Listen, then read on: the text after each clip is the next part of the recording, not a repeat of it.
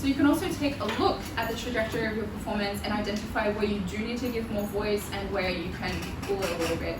The majority of your performance on stage will actually be times where you need to pull it. It's tempting not to do that, I know. One of the #1 traps here, which you may have experienced already, act finales in operas.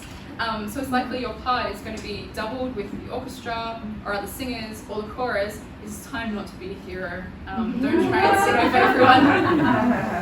As you know, they're really it's epic music and it's very, very tempting to just. But it's the payoff is not worth it. Yeah, speaking from experience. Another thing you can do as well is look for acoustic sweet spots in whatever space that you're using as well.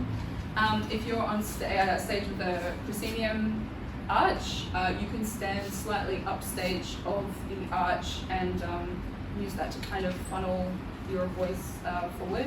But yeah, hard surfaces in theatres are your friends, so maybe rather than singing directly at people, aim for the wall of the balconies and try and direct your voice towards that.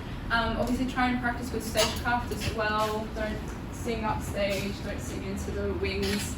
You guys know the drill, but it's a very quick way to get tired very, very quickly, so learn how to cheat everything out. And also get used to the feeling of not hearing yourself. I know it's like very, very scary.